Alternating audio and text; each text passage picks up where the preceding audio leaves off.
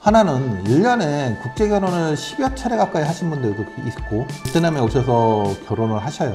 그리고 나서 한 2, 3주 있다가 한국으로 돌아가고 깨지셨고, 오셔가지고 여성분하고 깨지는 이유 중에 하나가 피해자가 될 거라고 생각을 하지만 본인이 잘못하시면 가해자가 될 수 있다는 생각도 하셔야 됩니다.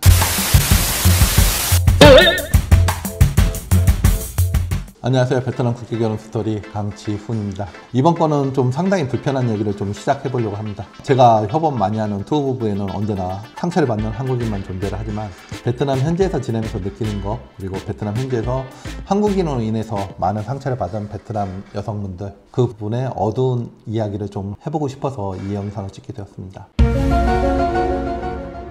신랑님들이 거의 대부분이 착하시고 좋으신 분들이 많이 오시지만 누가 봐도 빌런, 그리고 빌런으로 지나가실 수 있는 신랑님들도 존재를 하고 있습니다. 베트남 현지에서 제가 확실히 알고 있고 확실히 느꼈던 대표적인 사례를 몇 가지를 이야기를 할 건데, 너무 한국인이라는 것을 창피하게 생각하는 이야기가 될 수도 있겠습니다. 하나는 1년에 국제결혼을 10여 차례 가까이 하신 분들도 있고, 또 하나의 사례는 자기가 결혼식을 해서 베트남에서 혼인신고도 하였고, 그분이 본인의 아이를 출산한 것도 알고, 그리고 나서도 다시 한번 국제결혼을 시도하시려고 하시는 분도 있습니다. 또 한 사례는 50대 이후에 유흥주점을 다니실 수 있는 경제력이 상당히 갖추신 분들이 베트남에 오셔서 결혼을 하셔요. 그리고 나서 한 2, 3주 있다가 한국으로 돌아가고 그 신부하고 연락을 안 하시는 경우가 있습니다. 근데 단 한 번이라면 그 부분에서 신부가 잘못할 수도 있다고 생각을 하지만, 이분이 북부에 오셔서 다시 또 시도를 하셨고, 그렇게 해서 또 매칭이 되셔서 속성 결혼을 하셔가지고 좀 지내다가 깨지셨고, 또 남부에서 시도하는 걸 3번을 봤습니다. 이렇듯이 무조건 100% 베트남 여성분들이 잘못한다는 것보다, 오셔가지고 여성분하고 깨지는 이유 중에 하나가 궁합이 안 맞는다, 아니면 여성분의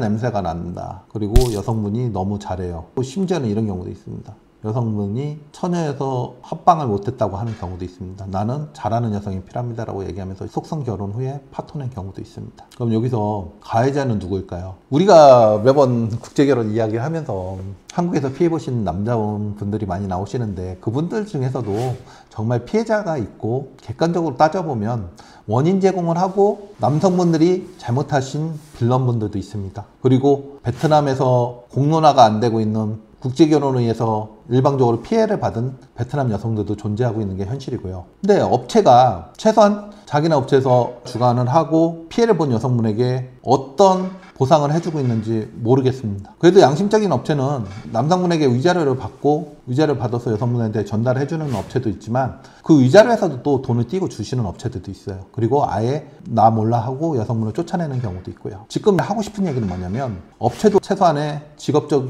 윤리관을 가져야 되지 않을까, 그런 생각을 갖고 있고요. 신랑님들도 최소한 타인에 대한 존중심이 없다면 베트남 국제결혼을 생각 안 하셨으면 좋겠습니다. 본인이 피해자가 될 거라고 생각을 하지만 본인이 잘못하시면 가해자가 될 수 있다는 생각도 하셔야 됩니다.